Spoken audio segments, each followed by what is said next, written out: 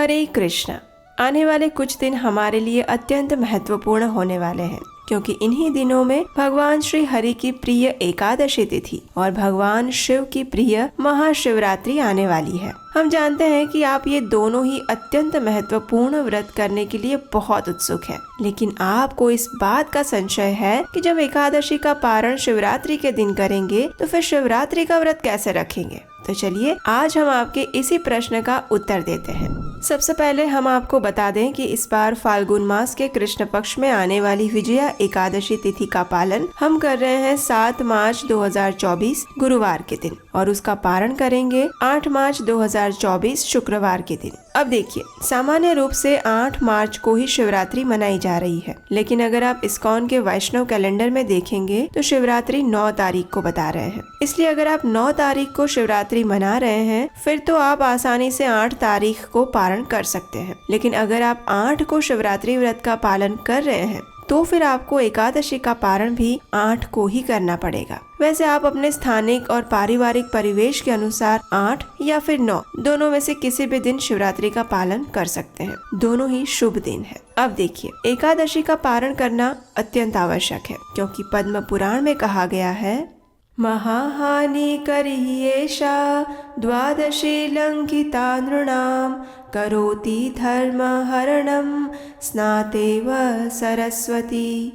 अर्थात जिस प्रकार कोई बिना स्नान किए सरस्वती नदी में चरण डालता है तो वह अपने पुण्यों को खो देता है, उसी प्रकार यदि कोई द्वादशी पर भी अपने एकादशी व्रत का पारण नहीं करता तो उसके पुण्यों का भारी मात्रा में क्षय हो जाता है। तो इसलिए अब एकादशी का पारण करने के लिए आपको 8 तारीख को प्रातः काल ब्रह्म मुहूर्त में उठना होगा। अपने नित्य कर्मों से निवृत्त होकर भगवान की मंगला आरती करनी होगी अथवा उसका दर्शन करना होगा। इस दिन शिवरात्रि भी है, इसलिए आप भगवान शिव का पूजन संपूर्ण विधि के साथ भी इसी दिन करेंगे। शिवरात्रि व्रत की संपूर्ण व्रत विधि के लिए हमने एक विशेष वीडियो बनाया है। अगर आपने अभी तक वो नहीं देखा तो नीचे डिस्क्रिप्शन बॉक्स में लिंक दिया गया है, या फिर आप हमारे चैनल पर जाकर आप देख सकते हैं। अब प्रातः कालीन पूजा संपन्न करने के बाद आपको एकादशी व्रत का पारण करना है, और वो भी निर्धारित समय के बीच में, यानी 8 मार्च 2024 को प्रातः 6:45 से लेकर 10:40 के बीच में।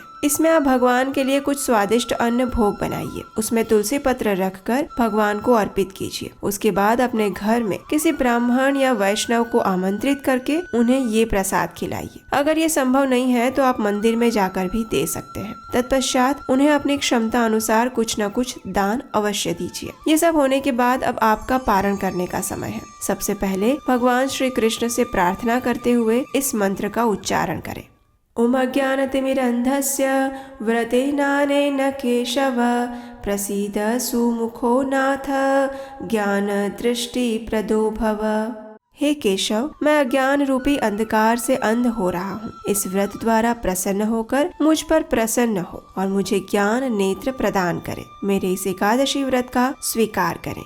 अब अगर आपका शिवरात्रि व्रत है तो आप भगवान को अर्पित चावल का 1 दाना स्वीकार कर लीजिए, और इस प्रकार आपका एकादशी व्रत पूर्ण भी हो जाएगा और शिवरात्रि व्रत भी अखंड बना रहेगा। अब सिर्फ 1 दाना लेने के बाद आप शिवरात्रि व्रत का पालन करिए। उसकी जो व्रत विधि और दैनिक कार्य है उनका अनुसरण करते रहिए। इस प्रकार आप एकादशी और शिवरात्रि दोनों ही व्रतों का पालन कर सकते हैं। शास्त्रों के अनुसार चावल का सिर्फ 1 दाना लेकर पारण करने से आपका एकादशी व्रत का पारण भी हो जाएगा और आपका शिवरात्रि व्रत भी अखंड बना रहेगा। श्रीमद् भागवतम में बताया है कि आप जिस स्थिति में हैं, वैसी ही स्थिति में एक बार महाराज अम्बरीश भी थे। उन्होंने वर्ष की सभी एकादशी का निर्जल व्रत पालन करने का संकल्प लिया हुआ था। जब वे अंतिम एकादशी का पालन करने के बाद अगले दिन पारण करने ही जा रहे थे, उसी समय दुर्वासा मुनि वहाँ आ जाते हैं। अब उनको देखकर राजा ने उन्हें भी अपने साथ भोजन के लिए आमंत्रित कर दिया, लेकिन दुर्वासा मुनि ने राजा से कहा कि वे कुछ देर प्रतीक्षा करें और जब वे स्नान करके आएंगे तो फिर उनके साथ भोजन करेंगे। तो राजा ने ऋषि की बात मान ली। अब दुर्वासा मुनि तो चले गए स्नान के लिए और उन्हें लग गई देर। अब इधर राजा का एकादशी व्रत था और पारण करने का समय निकला जा रहा था।